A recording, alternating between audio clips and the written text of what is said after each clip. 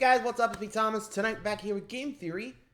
Today, well, tiny back down below, we got another security breach ruin video called Buried and Forgotten. So, I don't know exactly what's gonna happen, but, gonna be interesting nonetheless, since it's series. So, let's check out the Game Theory and see what's going this time. Be sure to like, subscribe for more. Hope you enjoyed. Let's check it out.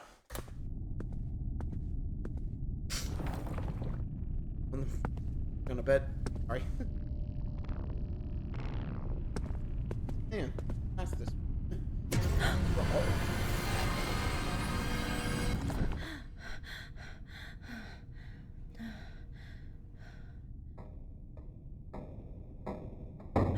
Oh! Yikes. Alright, Vanny.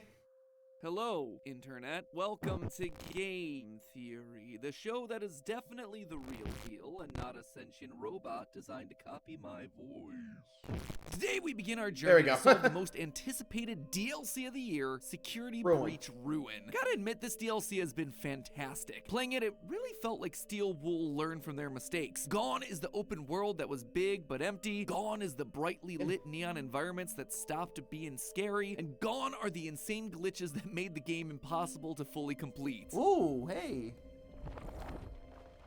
Whoa! We are not where we were. This definitely feels like we've skipped something. I think we broke the I game. think I broke the game for like the third time. Okay, Maybe not all the of glitches it. are gone, and just so happened to be on my first playthrough, I managed to skip an entire chapter that was filled with the most lore, but hey, consider that my contribution to the speedrunning community. You can call that one the failed lore hunter skip in my honor. It'll be my crowning achievement in the world of gaming. Incident. Just to make sure that we're all starting on the same page, in the game, we play as a new character named Cassie, a young girl that's been called to the PizzaPlex by her friend and my personal favorite, maybe definitely robot kid, Gregory. Gregory tells us through a Roxy talkie that he's trapped under the sinkhole in Roxy Raceway. One staff bot jump scare later and we're handed a quote-unquote security mask, one that's meant to help us bypass certain puzzles while shutting down all the security nodes that are keeping Gregory locked down in the basement. But this, my friends, is not just any Yeah, it mask. turns out, this not Gregory, is Vanny's Minnie. mask, the one that Vanessa wore throughout the entirety of Security Breach, making it pretty darn suspicious. Using this mask allows us to look into an augmented reality system, seeing things that we couldn't see before, making us invisible to certain enemies. We can suddenly walk through walls, deactivate security nodes, intentionally teleport, and as I demonstrated earlier, also accidentally teleport sometimes. Mask in hand, we make our way through the PizzaPlex, shutting down the security and encountering the various Glamrock animatronics from the original game, including the bestest boy Glamrock Freddy, though something's a little different about him this time. I can't quite put my finger on it. It's probably the fact that he's missing his head. All of this while running from a glitching bunny entity that'll summon animatronics to our location if we wear the Vanny mask for too long. Eventually, we deactivate all the security nodes, including Cassie's favorite Glamrock, Roxy. Cassie, what are you doing?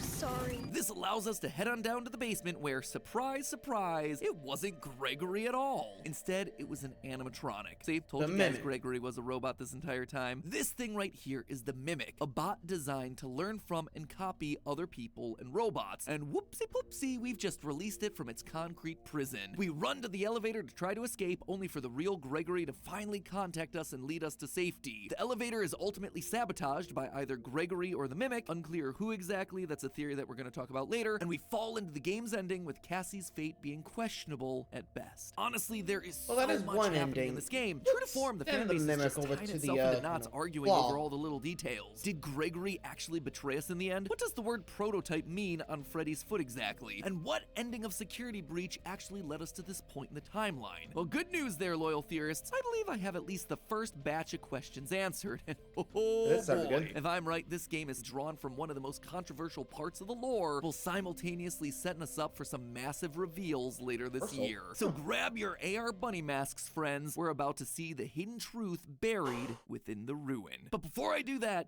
Surprised it didn't bring up the alternate ending, where if you have enough room, i.e., don't go to the elevator, you actually go to the elevator, you don't follow Gregory's instructions. I don't remember, anyway. I know there was like a second ending where you could actually lead the Mimic to a different location than the elevator. And, well, flaw that you saw in, sister location would come down, the Mimic, and doink, back up. So, I think to be resealed. At least that's what I remember, but I don't remember exactly how you got that. I'm not even sure which one's the true ending. Canon ending, pretty sure it's the elevator. The ending over here is the claw. Anyway, let's just get to it. What answers lie ahead. You know what complements a high-tech bunny mask? Our latest batch of Theoryware. That's right, after almost a year's hiatus, we are back with a bunch of brand new designs in our biggest drop yet. Get jacked into the AI network with our short circuit collection, where we've got t-shirts, fleeces, crew necks, messenger bags, and yeah, even towels. All with this intricate circuit board design that's perfect for hacking into any and all digital worlds. Let me just draw your attention to a couple of the highlights here. You guys know that I love me some jackets, and that we tend to do better jackets with more thoughtful details than anyone else out there. Case in point, the adjustable Velcro sleeves here on this watertight jacket, it is a great way to keep yourself secure and dry if you live in a place where it tends to rain a lot. And while this black t-shirt here might seem simple, it is so much more. It is actually an athletic shirt. It's super lightweight and breathable, meaning it's durable and easy to clean. It is so soft and so airy, and because it's a simple black, it can literally go with anything in your wardrobe. But if you're looking for something that's a little bit louder, our rainbow of outerwear continues towards its eventual completion. We now have ourselves a purple jacket. Let's just say that this is a color that'll get you to always come back. And last, but certainly not least, the item in this collection that I'm really excited about here is something that we wanted to do for a while and we're finally able to execute on. The first ever Game Theory leggings. With the short circuit design and Game Theory green just tastefully lining the leg, they're comfortable, they fit great, and of course, they're not see-through. Now that might seem like a minor detail, but you don't know how many times I was told by our female staff how important that detail was. And of course, these amazing leggings are built with that ever important phone pocket. And when that phone is in there, it is locked in. Your phone ain't moving an inch, whether you're working out, lounging around the house, or, you know, running from deadly animatronics. But maybe you're looking to no-clip into something a little bit different. Well, if that's the case, then get ready to get lost in our other collection, the radioactive line. Let's just call this one Hazmat Chic, full of radioactive warnings, thermal vision patterns, even color-changing heat-activated mugs. It's colorful, it's unique, and it's nerdy in a way that gives you a cool story about your clothing without it being so in your face. You know, except for the giant yellow puffer jacket that has a hazard sign on it. Admittedly, that one's a bit extreme, but it's extreme in all the best ways possible. And it goes great with the yellow hazmat backpack. I mean, incredibly, how could something so cool cause a literal meltdown? In short, we have been working hard to create a huge selection of high-quality things that I think you're really gonna love, and they're gonna make you feel great and look great. So if you want to find out more, the merch shelf is right below this video with a few key items. YouTube shopping is now a thing, so I think you might be able to purchase anything that you just saw on screen by clicking it right on the screen itself. Or, you know, there's always the tried and true classic. The link is in the top line of the description. Just head on over to theoryware.com. It's actually a very cool, very fun interactive website now. And as Style Theory always says, keep looking sharp. Now then, back to the digitized walls of the ruin. Let's start with something simple. Something that really sets the foundation for the rest of Ruin. Which of the Security Breach endings is canon? Security Breach has had a weird relationship with its endings. Sure, some previous FNAF games have had multiple endings, some have even had upwards of 7, but none has ever been so vague about what the intended ending was. Of Security Breach's 6 potential endings, there were 2 that felt like real contenders for being the canon choice. The so-called true ending, 2-star ending where Gregory goes into the PizzaPlex's basement to fight Burntrap, ending in a collapse of the entire building, and the Princess Quest ending, the only 3-star ending of the game where Freddy's dismantled by staff bots and Gregory defeats the glitch trap virus controlling Vanessa. So now that Ruin's out, which actually happened? Well, we could say with near 100% certainty that it was Princess Quest. You see, Steel Wool did something that I would have never expected. They made the comic book style drawings of all the Security Breach endings into the linchpin of the whole debate. Are we collecting the endings from Security Breach as comics? Yep, throughout Ruin, one of our main collectibles are comic strips. Comic strips depicting images from the base game's various endings. Comics that were created by none other than... It's one of Gregory's comics. Each comic comes with a little descriptor like that. These look like Gregory drew them. Gregory should be an artist when he grows up. Gregory was always so creative. That last line about Gregory being creative, that tells me that these endings are all made up. They're just stories that Gregory imagined for his own little comic series, inspired by the the scary, true-to-life events of the franchise. But if they're made up, then how do we know that the Princess Quest ending is real? Well, once you collect all of Gregory's comics, the answer is pretty obvious. Take a look at this. These two are from the Gregory Escapes ending. These two are from the VIP ending. These are from the Loading Dock ending. This one is from the Disassemble Vanny ending. And then, last but not least, is the Burn Trap ending panel. Seems like a pretty extensive list, right? Except there's one ending that's noticeably absent here.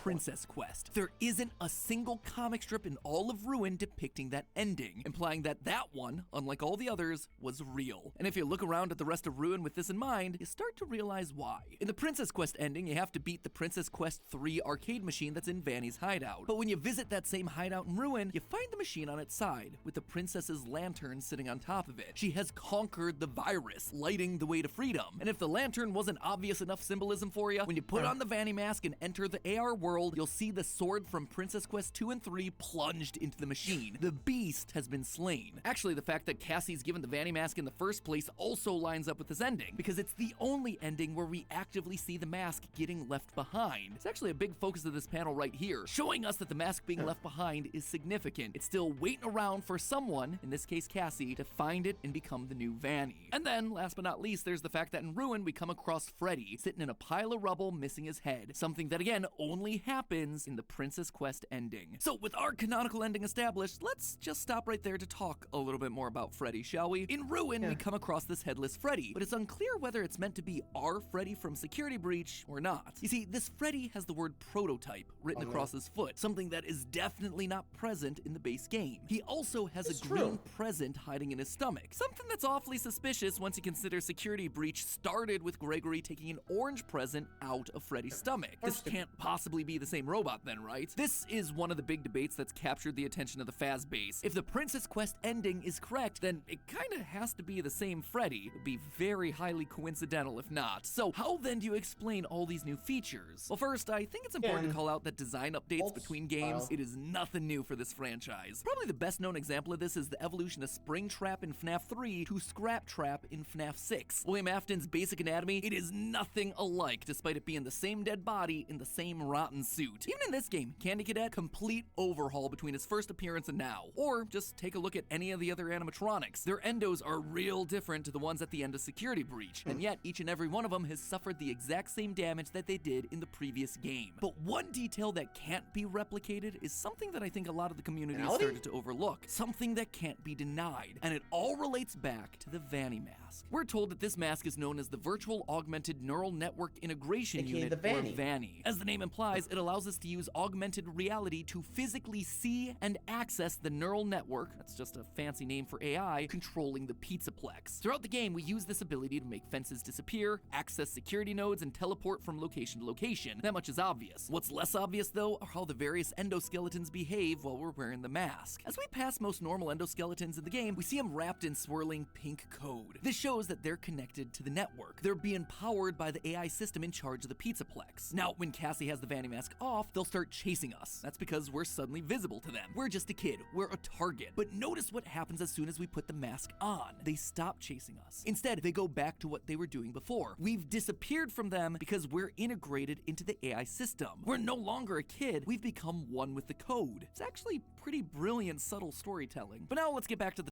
Also, the fact that kid, aka Cassie, it just put that on and they're just like, oh, hey, another robot. Okay, goodbye. Hey, wait a minute.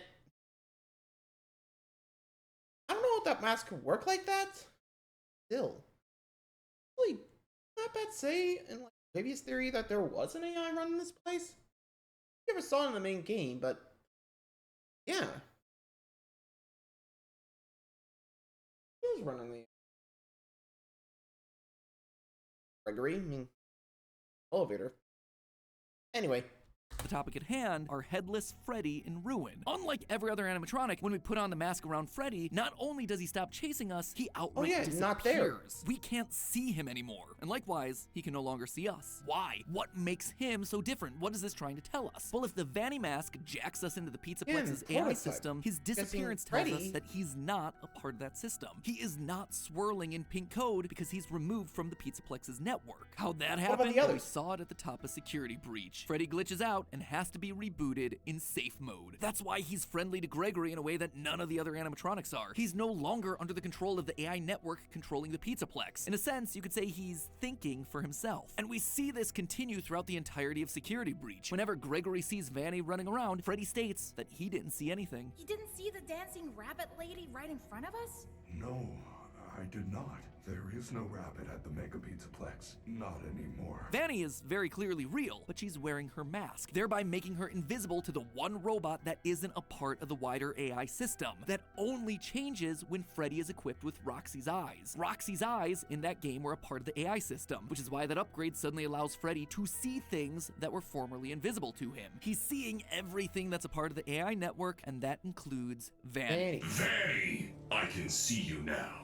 I have new eyes. This one detail is why I feel that Ruined Freddy here has to be the same as our best boy from Security Breach. This is a Freddy that has been removed from the system, one that was rebooted in safe mode, taking him offline, something that almost guarantees that he has to be connected to the Freddy from the original game. Weird Freddy curveballs aside though, this game makes it abundantly clear that I was right on the money with my last few theories about how AI is now the major focus of the series, and specifically AI programs that have been corrupted by Glitch Trap, Afton's old evil data, hence why everything is wrapped in this purple or pink code. Well, everything except for Roxy. Instead of being made out of purple code like the rest of the animatronics, she instead has sections of her body made up of green code, specifically around her face, her arm, and her foot, making her look a lot like she did at the beginning of Security Breach. It's strange, right? But it actually ties into our previous theories. This neural network controlling the PizzaPlex isn't just influenced by Afton. According to the books, the AI program was originally built to play with Charlie, a girl that wore a green wristband in order for the security puppet to protect her. That's why we see Tiger Rock, the book's manifestation of this same AI, with two colored eyes. It has evil and good data inside of it, and different animatronics are tapped into different amounts of that same code. That's why Roxy is surrounded by green code that makes her look like she was originally supposed to. Green is the color of protection, of safety. Her influence is now putting green markers over the parts of the system that are good. This duality is actually best exemplified by, believe it or not, the daycare attendant, Sun and Moon, or Eclipse as they're known when fused together. Since the beginning of Security Breach, this thing's presence in the game has always felt very random. Like, why is he here?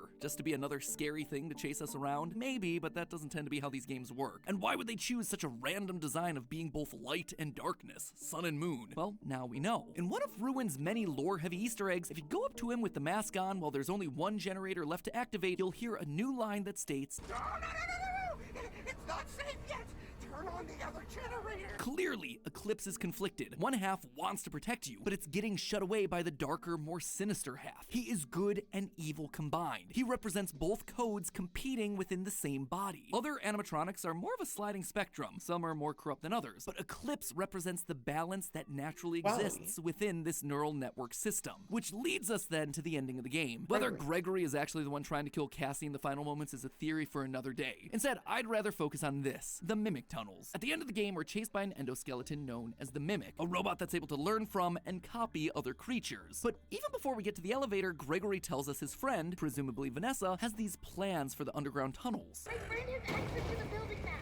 Just follow instructions. But what are the tunnels? Why are they here? Who put them here? These tunnels aren't just random. Someone has been down here before. They've installed lighting in an elevator and everything. We also know it wasn't Gregory and Vanessa because they're on the opposite side of the room that the Mimic was locked in, the PizzaPlex side, complete with the mixes system. We also know that these tunnels weren't just part of the Fnaf 6 location because the game makes it a point to show that we're a number of floors far below that building. It tells us that this location has to be older than the Fnaf 6 pizzeria. So again, I ask, what are these tunnels for and why are they here? Well, the clues to finding that answer are hidden in the Mimic's room. Normally, you wouldn't be able to see any of this stuff. You break down the wall, you enter a cutscene, and the Mimic starts to chase you. However, at this point, Steel Wool understands that the internet gonna do what the internet gonna do. We're gonna rip into the files, we're gonna free cam our way all across these maps, and we're gonna crank up the brightness hunting for clues. And sure enough, there is a lot that's hidden just out of sight. Inside the Mimic's room are two costumes, a grandma bird and an elephant clown. There also seems like there's supposed to be a third costume, a lion wearing a varsity jacket, but that one I was only able to find in the game files. That said, in one of the game's secret endings, the Mimic Mimic true, wears right a there, costume that's kind of a mix of all three of these Yeah, things, that's the so ending I that's was the talking evidence about. that we need there. And overall, it's a pretty interesting find. We know from the books that the Mimic is a fan of wearing costumes. In the Mimic story, as well as the PizzaPlex epilogues, we know that the Mimic mainly cycles between two costumes, a mushroom and a jester. In the story, Edwin, our parallel for the game's Henry, was responsible for turning those costumes into animatronics for Fazbear. And that right there, that's an important detail. You see, the books make it clear that those costumes came from a time before Edwin made Chica into the first animatronic. In other words, these off-branded characters like a jester and a mushroom predate practically like the Granny everything Bird and- else that we see in the games. They come from a time before the core lineup of characters was officially decided. When Edwin disappears after the death of his son, Fazbear Entertainment goes to his abandoned home and reclaims all of their property. The Mimic, the costumes, everything. Think this is only specific to the books? It's not. I suspect that we've been hearing about these costumes ever since Night 4 of Fnaf 3. Until replacements arrive, you will be expected to wear the temporary costumes provided to you. Keep in mind that they were found on very short notice, so questions about appropriateness/relevance should be deflected. But that's not all. On your way down to the FNAF 6 location, we find ourselves in a massive cave system full of bioluminescent mushrooms and waterfalls. This immediately felt weird to me. I mean, it is the first time that we've ever been in a place like this, a place that is outside of a building location in this franchise. So why now? Why this particular setting? Why such a beautiful cave with such specific details? It's odd because we've never seen anything like this in the entire series. Well, almost never. In the second novel, The Twisted Ones, as a friendly reminder, that's the one where the main character gets vored by an animatronic in the end. Good memories had by all. When Charlie awakens from being trapped inside one of the twisted animatronics, she finds herself inside of an old Freddy Fazbear pizzeria. As she explores, she too discovers a cave system with, wait for it, glowing mushrooms and a waterfall. What does it mean? Well, the more I looked into it, the more I realized the strong parallels between Ruin and the original novel trilogy. In both cases, we follow a young girl who's looking for a boy the same age as her that goes missing. She finds an old pizzeria buried below a mall, and when she goes down there to where she believes the boy's calling from, it's revealed to be a trap. Am I saying Cassie is Charlie? No, I might one day, but for now I'm still mulling that one over. But I do think that there are clear connections between this game and those books that are directly being called to our attention. And what's the primary location for the final book in the series? The location where this story finally comes to its ultimate conclusion? Circus, Babies, Pizza World. Look again at the costumes that we see in the Mimic's room. An elephant, clown, and a lion. Both animals that are commonly associated with circuses. The grandma bird actually looks a lot like a crow to me with its wide yellow beak and its dark blue coloring, which again reminds me of the Disney film Dumbo, another circus-based film that stars crows and an elephant attraction. The elephant is even wearing a clown outfit, for crying out loud. It is practically screaming at us that these costumes were designed to be mascots for circus babies. It's why when they were brought into Fazbear's as backup costumes like Phone Guy said, their relevance was questioned, because Fazbear never had a circus theme or revealed any of these sorts of characters. They were Williams from a long time before. But that's not all. Throughout Ruin, there are secret plush baby rooms where the dolls troll you, and a whole suite of plush baby AR collectibles that specifically call out how weird it is that these things are here. This is Fazbear, not circus babies. There is no reason to call out all of these parallels unless it is specifically to call our attention to Circus Baby. These locations are connected somehow. But the final nail in the coffin for me comes thanks to one of the secret endings in the game. After the Mimic chases you in costume, you end up in a locked room where you hit a big ol' red button and a claw-like machine comes down from the ceiling, grabs the Mimic, and defeats it, at least for now. And what's that ending called in the game files? The Scooper ending. This thing right here, it is a scoop. And where's the only other place that we've ever seen a scoop used? Circus Babies, an underground bunker that you can only access via an elevator. Oh wait, that describes exactly where we are. Now, remind me again what game is coming out later this year? One that has a trailer starting in the sister location elevator, one where we see a very familiar security panel from Ruin down in the bottom right corner. Help Wanted 2, the second VR game. The Mimic has been around much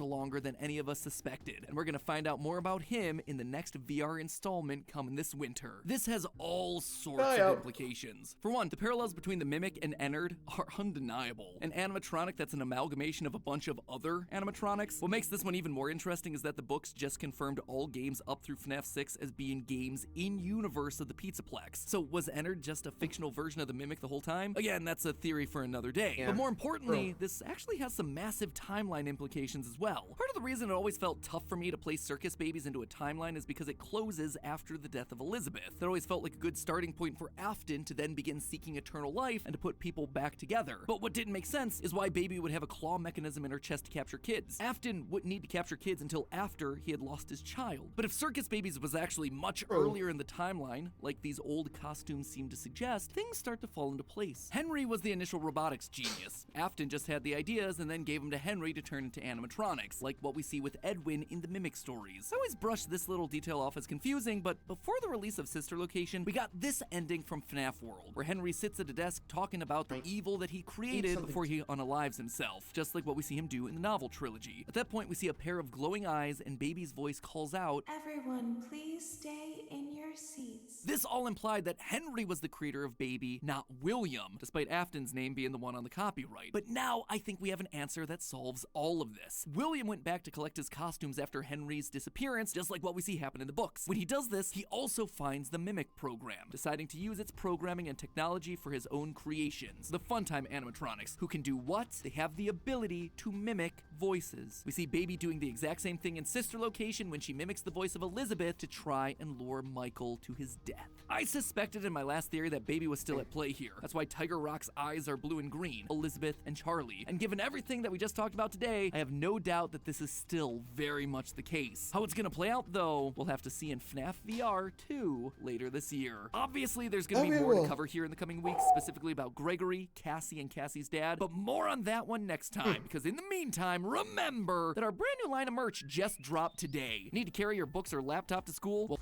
Well, there you go. What do you guys think? Honestly, this could be what's going on here. So, does that mean the Mimic is emulating, Afton? But so far it seems to be emulating Gregory. Again, seems to be able to mimic anybody. So, are we not too sure about the Freddy thing, because we go after Freddy, or character, Cassie. I don't know why. It still says prototype, so I'm guessing there was a big of a bug issue, so I don't think that was it. But if I had to say, my guess is that one was fine, but that Mimic used like prototype. That could work. Like the prototype parts for Freddy, and with that was corrupted again to attack us. At least it's what I'm thinking. Head unit's not there, so I guess they couldn't find another one. Weird, but it seems like that's what's going on, right? I don't know. Let me know what you guys think. And until next time, like Scott for more. See ya.